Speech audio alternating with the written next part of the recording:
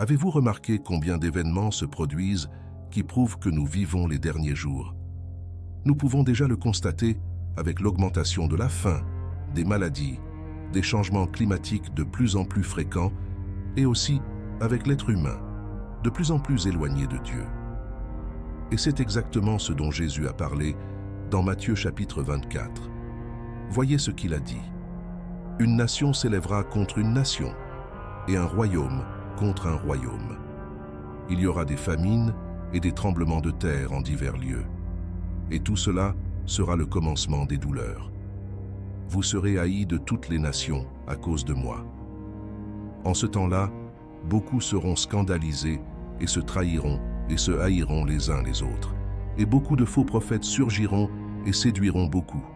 À cause de l'augmentation de la méchanceté, l'amour de beaucoup le fera. Avoir froid. Notez que la méchanceté est l'une des choses qui, selon Jésus, doctrine dans son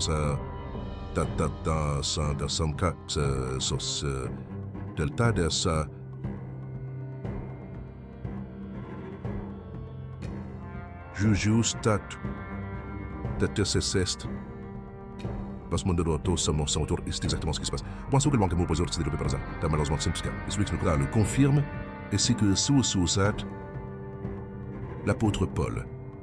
Lisons ce qu'il a écrit dans sa deuxième lettre à Timothée. Sachez ceci. Dans les derniers jours viendront des temps terribles. Les hommes seront égoïstes, cupides, présomptueux, arrogants, blasphémateurs, désobéissants à leurs parents, ingrats, méchants, sans amour pour leur famille, irréconciliables, calomniateurs, sans maîtrise de soi, cruels, ennemis du bien, traîtres, pressés, arrogants, aimant le plaisir plutôt que Dieu, ayant l'apparence de la piété, mais reniant sa puissance. Nous vivons dans les derniers jours, et c'est exactement ce que je veux vous prouver dans la vidéo d'aujourd'hui, montrant les 7 péchés qui dominent le monde avant le retour de Jésus. Si vous n'avez pas encore réalisé ce qui se passe, vous serez choqués lorsque je vous révélerai quels sont ces péchés. Malheureusement, ce sont des péchés que les gens commettent tous les jours, et j'espère que vous n'en commettez aucun. Mais avant de commencer, je voudrais vous demander de vous abonner à la chaîne, de laisser un like et d'activer la cloche de notification. Sans plus tarder, commençons. Premier péché, l'égoïsme. Le premier péché souligné par l'apôtre Paul dans 2 Timothée est l'égoïsme. Si l'on y regarde de plus près, cela se produit déjà très fortement. Un rapide coup d'œil sur les réseaux sociaux suffit pour se rendre compte que l'être humain est imbu d'eux-mêmes, exhibant ce qu'il a accompli, sans se soucier des autres ni des choses de Dieu. L'égoïsme est l'une des pires maladies spirituelles de ce siècle, car il tue l'essence de l'homme et le sépare du Seigneur. Cela va à l'encontre des principaux commandements de Jésus, qui est d'aimer Dieu de tout son cœur et son prochain comme soi-même. Malheureusement, l'égoïsme s'empare du monde, mais nous, chrétiens, ne pouvons pas l'accepter. Nous devons suivre les traces du Christ, venu servir et donner sa vie pour les hommes. Êtes-vous prêts à abandonner vos désirs pour faire la volonté du Seigneur? Pensez-y. Deuxième péché, la cupidité. Le deuxième péché mentionné par l'apôtre Paul dans sa lettre est la convoitise, qui n'est rien d'autre que l'amour de l'argent. À une autre occasion, l'apôtre Paul a dit que l'amour de l'argent est la racine de tous les maux.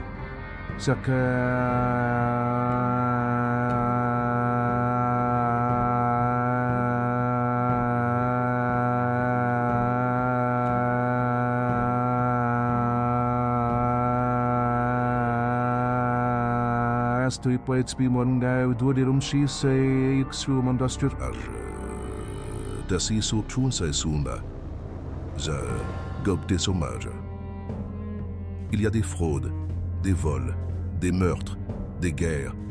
Les familles sont détruites et les rêves sont interrompus à cause de l'amour de l'argent. Vous voyez, le problème n'est pas l'argent lui-même. En fait, c'est un don de Dieu dans nos vies pour que nous puissions subvenir à nos besoins et aider ceux qui en ont le plus besoin. Le problème est l'attachement aux choses matérielles. Ce verset que nous venons de lire dit que beaucoup, parce qu'ils aimaient l'argent, étaient tourmentés par de nombreuses souffrances. C'est exactement ce qui se passe ces jours-ci. De nombreuses personnes riches, bénéficiant d'excellentes conditions financières, sont tombées dans la dépression, ont eu des crises d'angoisse et des crises de panique, tout cela à cause du désir d'avoir toujours plus. Alors, mon cher frère, sois très prudent.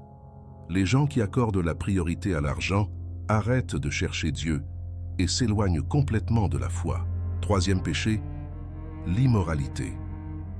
Le manque de sainteté est un péché qui a dominé le monde entier en ces derniers jours avant le retour de Jésus, et nous n'avons pas besoin d'en dire grand-chose.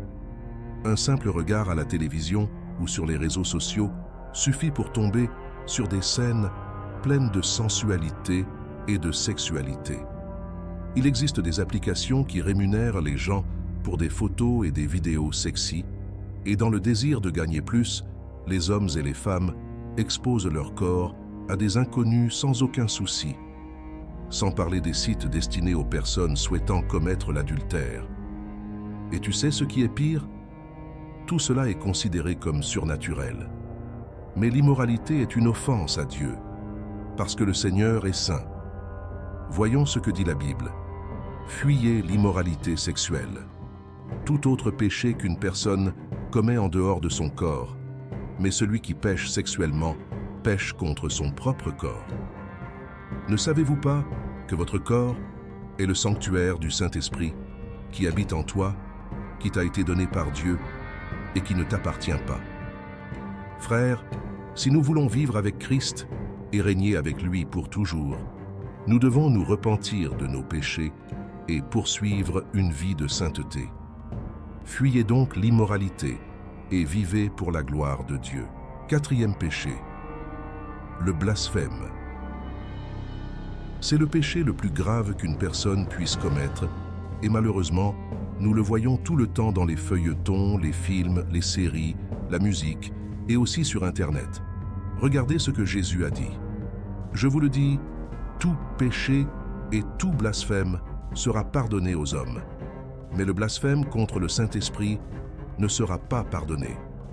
Le Saint ne sera pardonné ni dans ce siècle, ni dans le siècle à venir. Blasphémer, c'est dire du mal, maudire, offenser, inventer des mensonges. Et nous savons que les pharisiens faisaient cela tout le temps contre Jésus. Mais le Christ lui-même a dit que même cela pouvait être pardonné. Le grand danger était de blasphémer contre le Saint-Esprit. Est-ce que tu sais pourquoi? Parce que la fonction du Saint-Esprit est de convaincre l'homme du péché et de le conduire à la repentance. Et pour être sauvé, une personne doit se repentir de ses péchés. Celui qui blasphème le Saint-Esprit ignore le seul qui peut le convaincre de se détourner de son péché et de recevoir le pardon. Et peut-être vous demandez-vous, ai-je déjà commis un blasphème contre le Saint-Esprit? Si vous vous repentez, alors vous n'avez pas blasphémé contre le Saint-Esprit. Quiconque blasphème contre le Saint-Esprit ne se sent ni mal, ni coupable, et n'a pas l'intention de changer de vie. Jésus a clairement indiqué qu'il ne rejette jamais quiconque s'approche de lui. Par conséquent, confessez votre péché et vous recevrez le pardon. Cinquième péché, la complaisance. Nous aimons être dans la zone de confort, n'est-ce pas?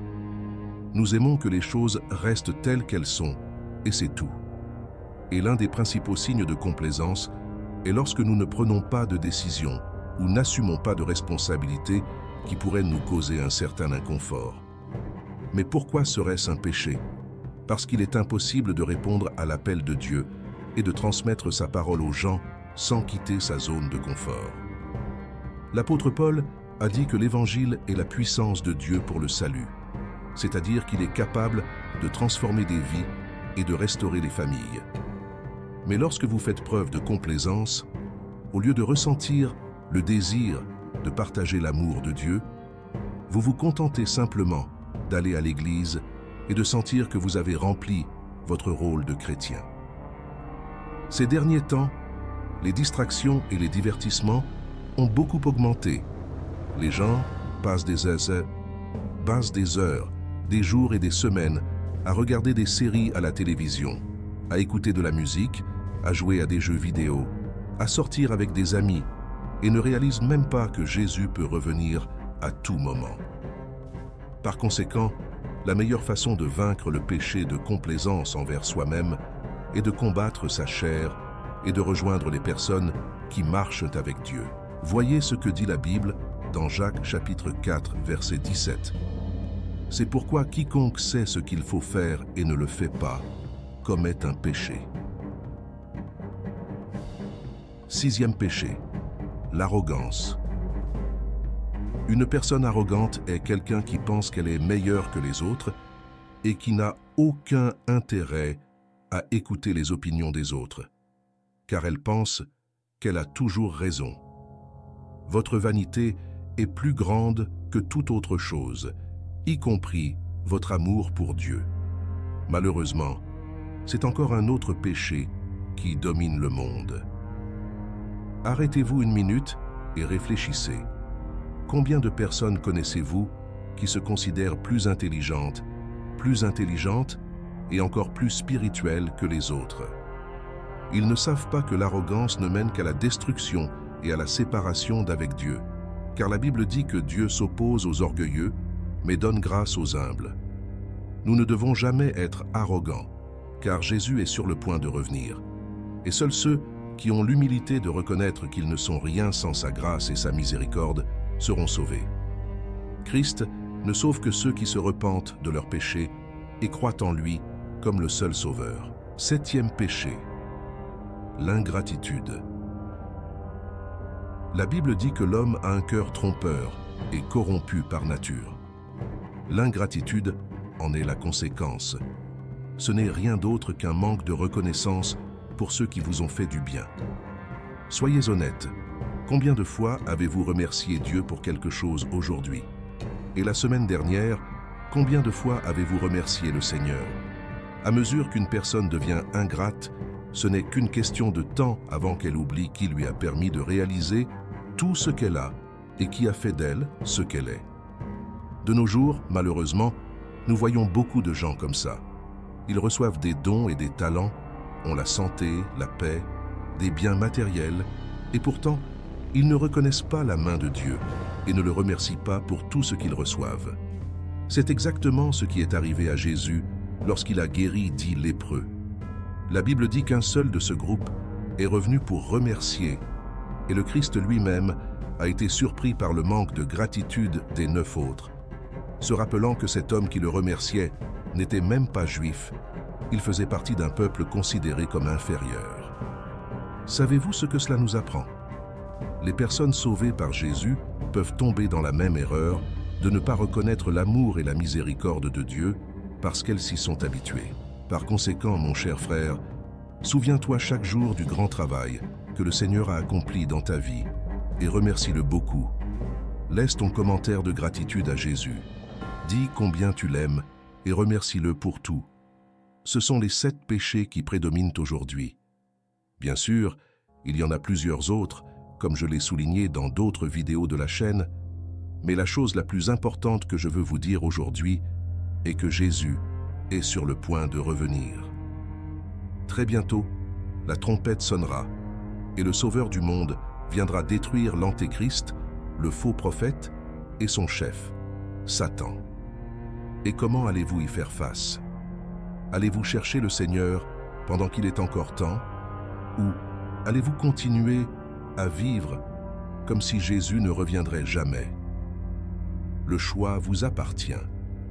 Alors, ne laissez aucun de ces 7 péchés dominer votre cœur. Et si vous voulez être sauvé et vivre l'éternité avec Jésus à son retour, écrivez dans les commentaires « Jésus pardonne tous mes péchés ». Partagez cette vidéo avec vos amis et votre famille et abonnez-vous à la chaîne. Que Dieu pardonne tous vos péchés et vous bénisse infiniment. Amen.